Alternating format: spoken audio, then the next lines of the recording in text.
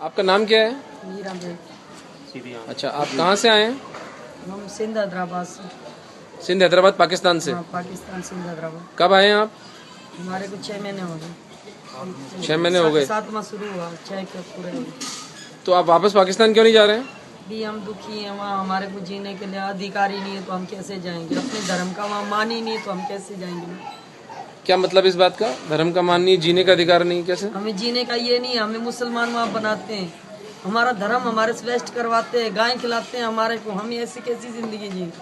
अपने सुहाग होते हुए भी हम विधवा रह के रह सकते, हम सिंदूर मांग नहीं भर सकते। हम मुसलमानों की जिंदगी कैसे जिएंगे वहाँ? हम हिंदू होके मुसलमान कैसे बन सकते? हमारा तो बड़ा धर्म है तो हिंदू बनना। हम तो बोलते हैं हिंदू बने, मुसलमान नहीं बने। Namaste and welcome to Insight UK. Insight UK is a social movement. It raises awareness, advocacy, and campaigns for issues that affect anti-India and anti-Hindu hate propaganda. The way that it does this is by bringing together the communities, the British Hindu diaspora, as well as the British India diaspora. The month of October is quite special with Insight UK. It's a month where we talk about the persecution of Hindus happening globally.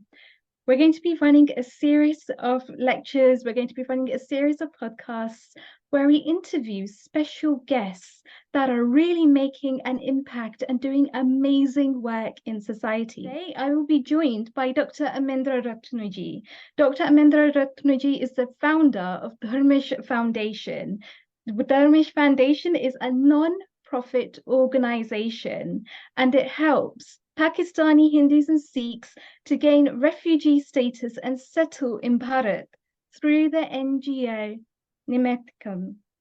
Dr. Amendraji, namaste and welcome. How are you? Namaste, Diji. बहुत धन्यवाद that you're having me here. It's good to be with you. Fantastic. And I know that at the moment you're doing a tour in the USA. And how is that going? Come again? How is your tour in the USA? Oh, well, I'm going through this trip around the United States and Canada to raise awareness about Dharmansh Foundation in the United States. We have a Dharmansh Foundation of India, which is a separate entity, and we have a Dharmansh Foundation in the United States. Mahadev willing, we will have a Dharmansh Foundation UK very soon. So Dharmansh Foundation has to have tentacles in every nation on this globe because Dharmansh is a global idea for global Hindus.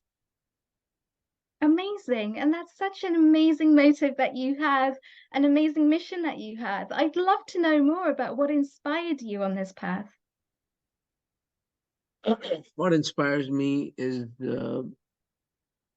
my Kshatriya spirit, that I cannot just be a silent witness to any injustice. It's not about only the injustice to Hindus.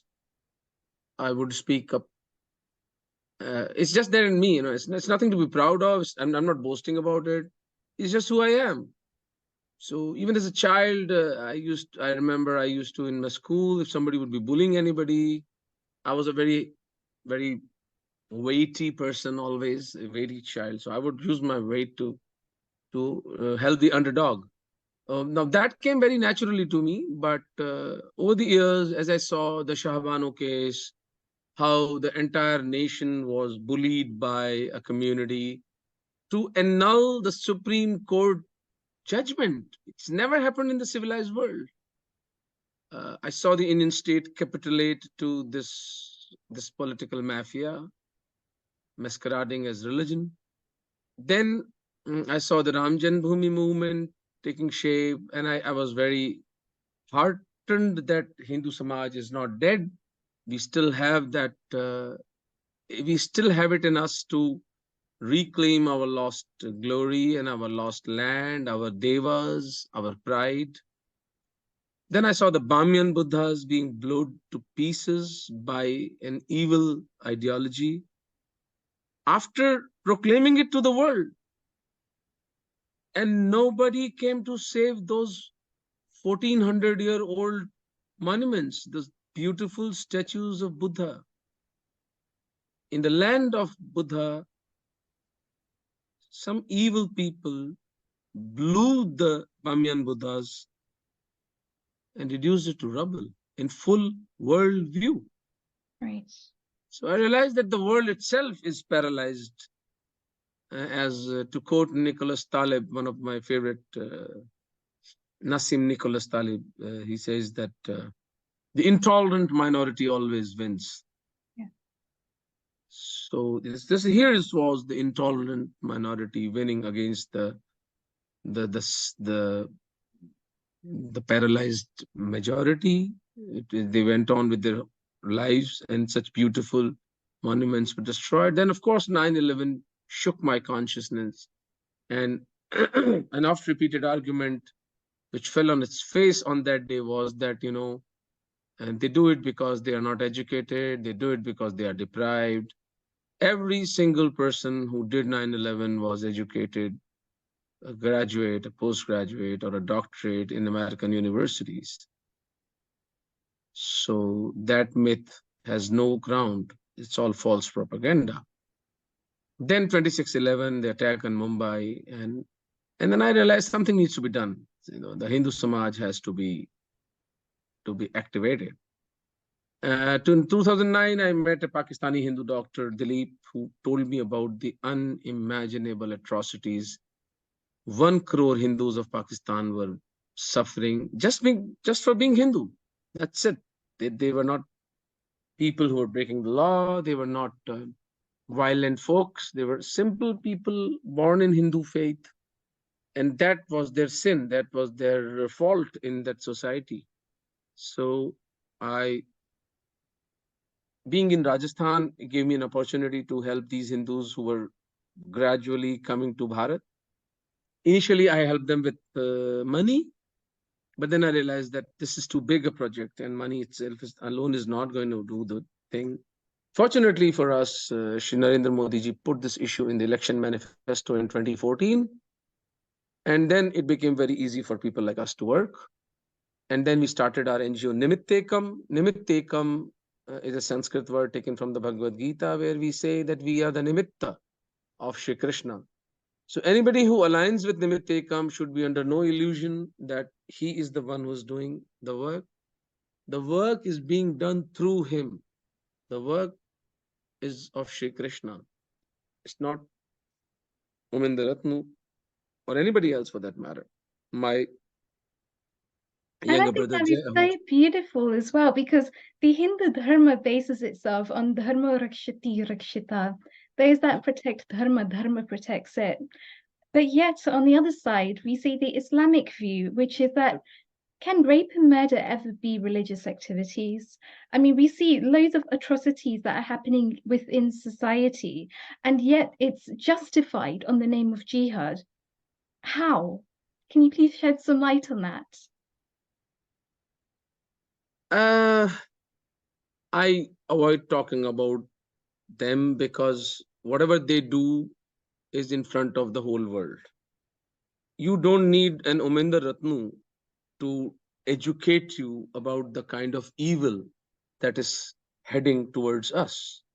Yeah. And if any ordinary citizen, be it a Hindu or a Christian or a Jew, cannot figure that out, it's not my job to educate him. It's his yatra. It is his uh, own understanding which will take him and make him rise against this evil force. But I have a simple question, which I believe the Hindu dharmacharyas and the Hindu leadership should have asked of these evil ideology, that are rape and murder religious activities?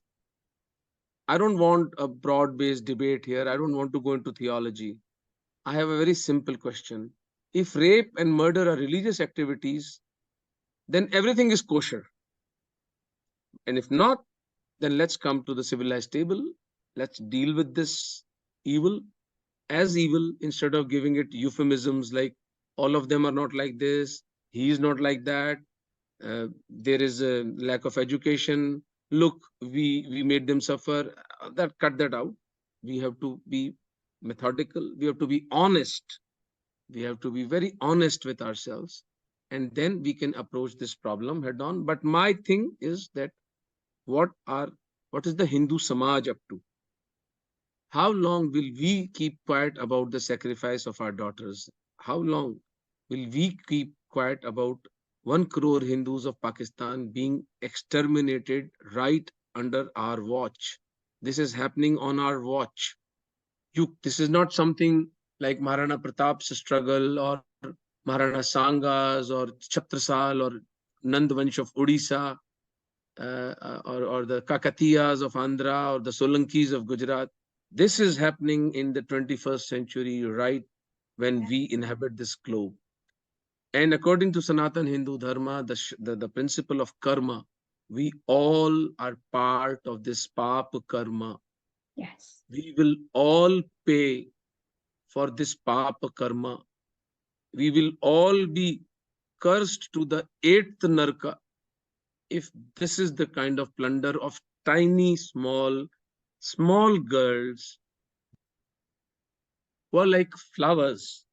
We should protect them like we protect a rose in our palm. That's how a girl child should be treated. She's life. She makes everything so meaningful. What's the worth of a man's life if he cannot protect his own daughter?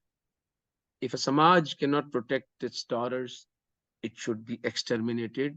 We should all die. I have zero interest in preserving a Samaj that cannot protect its daughter. So I think a very lengthy Absolutely. answer to a very simple question of yours. And absolutely, and it seems like these ethnic genocides keep happening, these ethnic cleanses, these inhumane atrocities. We see refugee homes that are actually being dismantled. Why is this? What behaviors do we think are actually driving this kind of behavior? Can it ever be justified? And what can we actually start to do differently? How can we start to think about the patterns that start to bring themselves up to the surface? As I said, I don't want like to talk about what kind of motivation they have. It's for the theologists and it's for the dharmacharyas to define. I have sent you I have submitted my basic question that are rape and murder religious activities?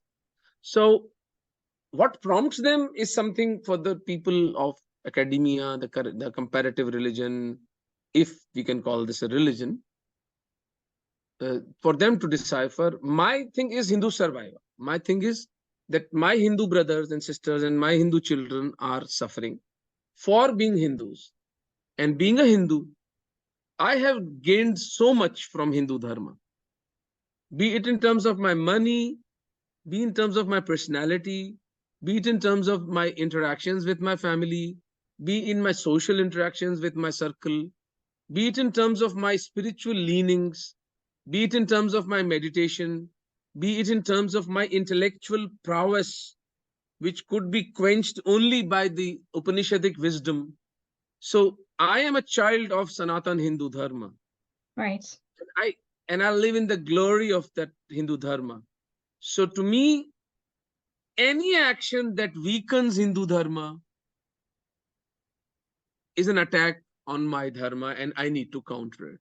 So So my who Kshatriya actually tendency. gains in society? Who gains by doing these kinds of actions? Come again? Who actually gains by creating these kind of actions in society? Yes, yes, we are. So my entire uh, response to these evil ideologies is to raise the banner that we will take out every Hindu out of Pakistan, and it gives me immense pleasure. I mean, not immense pleasure, just a bit of gratification that in the past 7 years we have taken out 12,000 Hindus and Sardars out of Pakistan and that hellhole. And it is my life's mission. In fact, the reason I'm here in the United States is to get a refugee status for 100,000 Hindus from Pakistan and take them out of that hellhole where they are facing a genocide in this 21st century. Yes, absolutely. And once we've actually seen the CAA being passed in Bharat, what do we see a sea change happening in society as a result of the CAA being passed? Is it easier now to be able to resettle Hindus within India? The CAA, Yes. the CAA has not been implemented. It's just a law. Yeah, so it's the law, right? So do we actually find that within that law, it's actually simpler and it's easier to be able to resettle Indians in Oh Bharat? yes, oh yes, oh yes. Yeah, Yes, because see, the Citizenship Amendment Act was nothing but an amendment in the original 1955 Citizenship Act passed by the Congress. right. And Modi ji and Amit Shah ji did not add a single beneficiary to this. For example, what do I mean by this? The CAA covers only the Hindus of Bangladesh, Pakistan, and Afghanistan.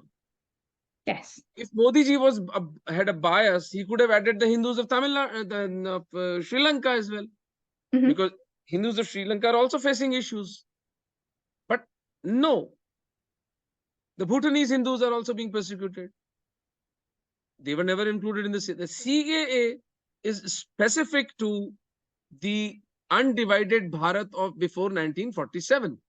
Yes. And we benefited from it, the Hindu Samaj benefited from it in the manner that firstly, it was a civilizational step where the Indian state recognized the genocide of the minorities of Pakistan. It's a sovereign state parliament passing a law. Imagine, imagine France passing a law against the UK that an ex community is being persecuted. We will give them preferential citizenship.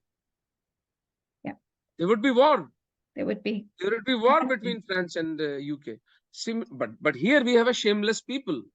Right. You have shameless people sitting in Pakistan who say, and I mean, they didn't say anything. This was, it was not countered that no persecution is going on. This was not the argument against the CA. The argument was that why aren't Muslims part of the CA, which is the upper limit of absurdity. Right. Because the CAA was brought in to protect the minorities from the jihadi Samaj. Yes. And what was the premise of the partition of Bharat Varsha in 1947? Religion. Muslims wanted a separate nation. They got it. Bye bye. Good luck. Now, after 70 years, they have realized, oh, we are better placed in Bharat Varsha. Sorry, doesn't work like that. Mhm. It seems So, like Hindus are getting the raw end of the deal. right? So, this is the joke. But again, the whole Hindu intelligentsia, the Hindu political leadership, they all went on back foot. 8 city councils in the United States passed laws against the Citizenship Amendment Act Mhm. without knowing what actually it meant. And in Chicago, in city which I'm sitting right now, there was a young boy, Sachin Tripathi, who approached me that the city council is planning to pass a resolution against the CAA. Can you give me some data, some testimonials, some video evidence of what Hindus are facing in Pakistan so I can stop the Citizenship Amendment Act? I said, I'll give you my best, the data. And that young man with a few Hindus here, they stopped the resolution. It is that's all that was needed. Mhm. But shame on the Hindus of Bharat, of America, who just sat around and 8 city councils passed the law against CA. So what happens is that Modi ji and Amit Shah, they have to have their political, they put their political capital on stake when they passed the Citizenship Amendment Act.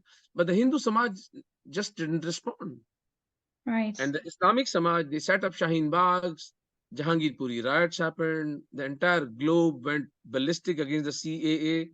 We were never able to articulate that CAA is a compassionate law trying to protect Hindus, Sardar, Christians, Jain, Parsis, and Buddhists of Pakistan. So Um, the world that's runs a on really good propaganda. point.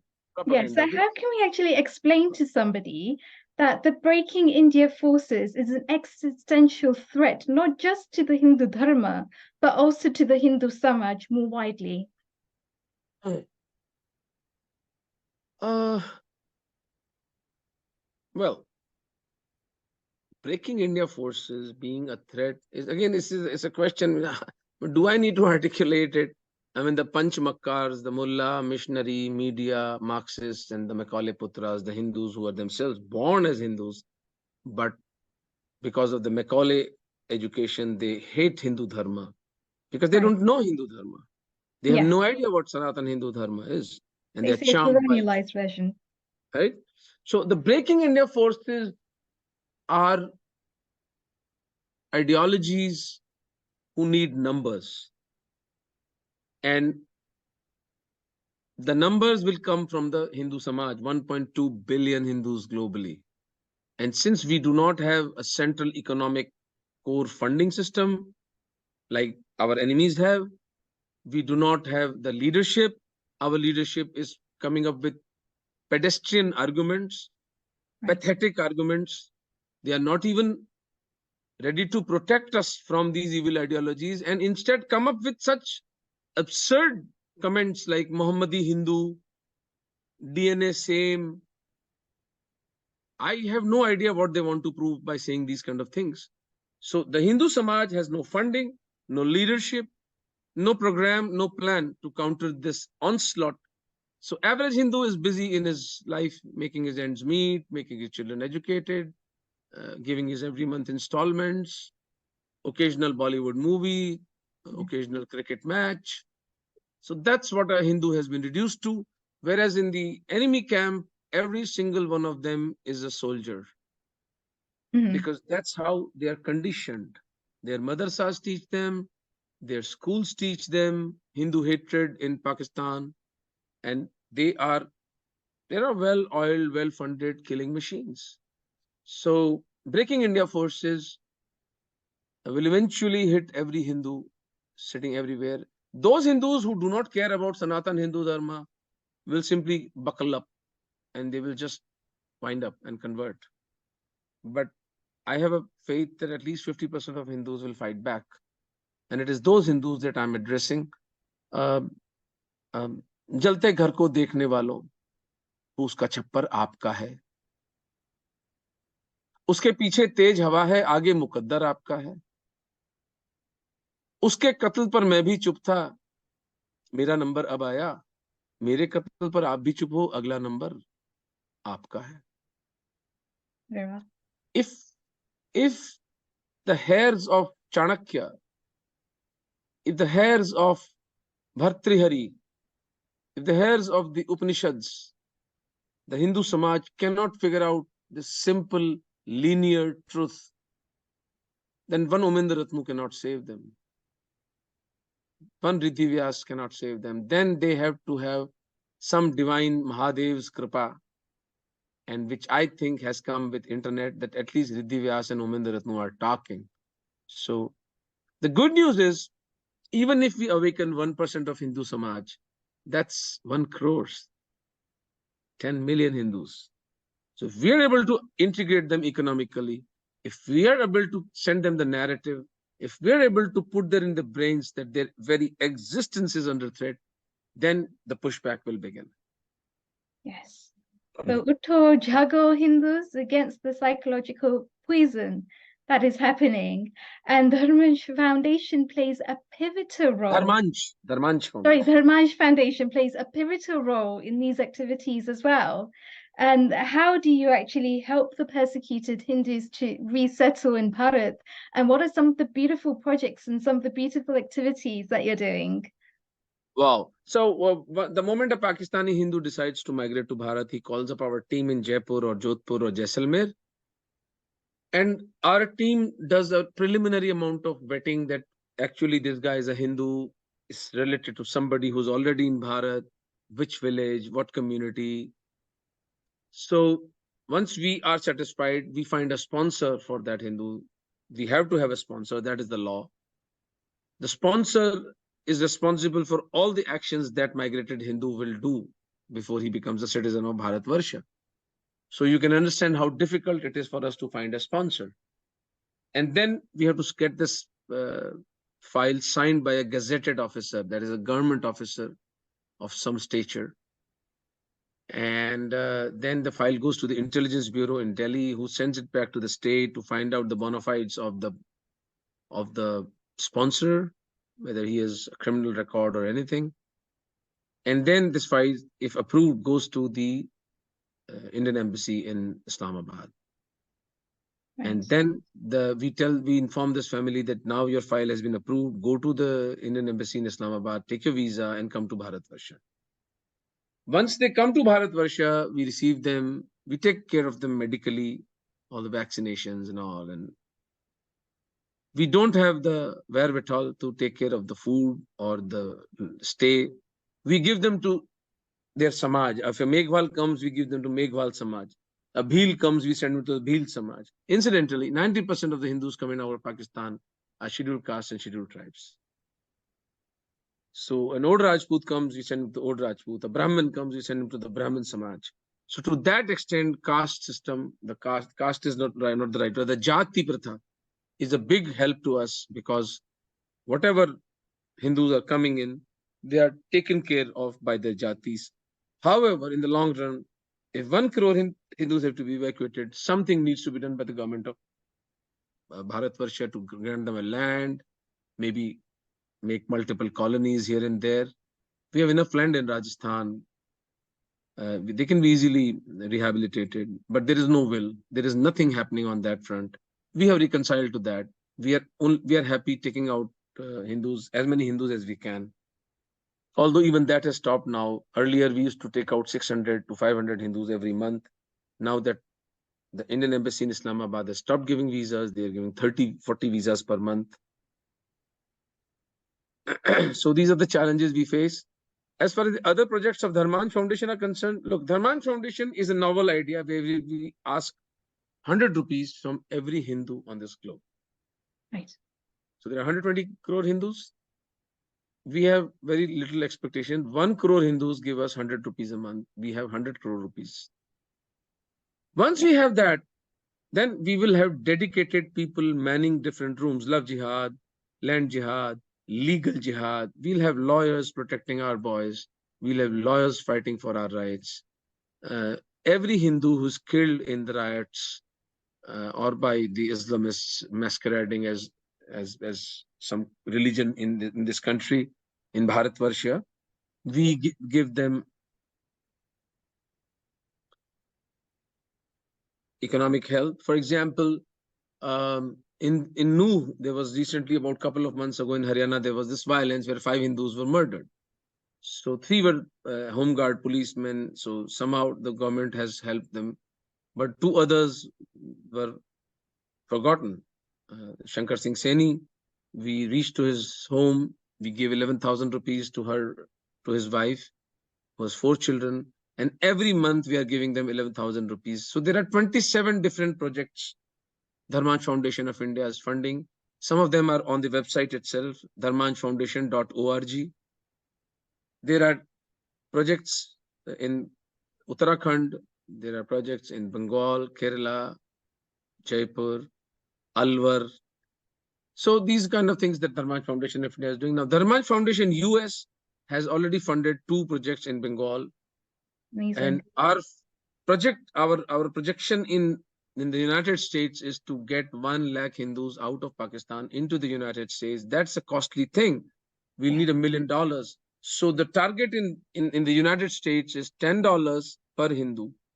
There are 4 million Hindus in America. If 100,000 Hindus give us $10, we'll have $1 million. So we'll hire legal firms, we'll hire law firms, we'll hire advocacy firms, we'll hire lobbying firms, and we will arrange congressional meetings where the truth of the genocide of Hindus and Sardars of Pakistan will be told. And eventually we hope that the United States will have mercy on these forsaken Hindus and grant asylum to 100,000 Hindus. That is my immediate goal in the next 1 year out of Dharmansh Foundation of the United States.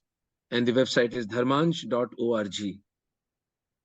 Similarly, we are starting Dharmansh in Canada and Australia, and in near future, Dharmansh has to start in the UK as well. The fundamental idea remains the same everywhere. Small amount of funding from an average Hindu from a larger corpus. This is the money which will be of the Hindus, for the Hindus, and by the Hindus. Today, Hindus do not have a central economic core fund to fund the propagation and safety of Hindu Dharma. All our enemies have all these fundings in the central, mandated by their religion. Unfortunately, we also had it. Dharma, Artha, Kama, Moksha. Artha was the pillar of Sanatan Hindu Dharma. But Hindus forgot, and we started accumulating our wealth. And that accumulated wealth is causing clotting in our systems, because the blood, currency and money should flow in the body like blood. It should be thin, flowing regularly. Only then can it generate more wealth. It can generate better health. It can generate happiness. It can lead to good functioning of our organs only when it is flowing. The moment it gets clogged, body will die. Thrombosis is going to happen, which is a lethal condition. That is the message of Dharmansh Foundation India, Dharmansh Foundation US, Dharmansh Foundation UK, Dharmansh Foundation Australia. Sorry for the long answer, but it had to be this. Incredible. Yeah, so it's really then about the Hindu community coming together to be able to donate whatever they can to help these amazing causes. We can actually see the effects that it's had in India and that your tour is actually having in America as well, to be able to fund, to be able to bring together those resources so that the West can better support these Hindus, not just the persecuted Hindus in Pakistan, but the persecuted Hindus globally as well. This is really a global project, and we can see Yes. the effects that the Harmesh Foundation is beginning to have. Fantastic. Dr. Mendraji, we're just going to finish up in a few minutes, but before we do, just want to ask you if you have any final messages for our viewers today. Let me give you a very basic thing. I don't want to give sermons to the Hindu Samaj, but I have seen that a lot of Hindus who are active and want to care for Sanatan Hindu Dharma think that going on Twitter and going on WhatsApp and forwarding messages is the solution. Well, unfortunately, that's not. So there are two things: a zone of concern and a zone of influence. Hindus are confused. They have a huge zone of concern. Right. It depends on whenever I go in any program and people start advising me, Omiji ye kariye, Omiji wo kariye, Omiji ye kariye. I said, have you any idea how difficult it is to take any idea to a logical fruition, to actually make it deliver? It's a mammoth task. It requires so many things. So instead of giving ideas to somebody who's out there on the battlefront, give your due to that particular cause. So make it your zone of influence instead of your zone of concern. Zone of concern is an impotent outrage.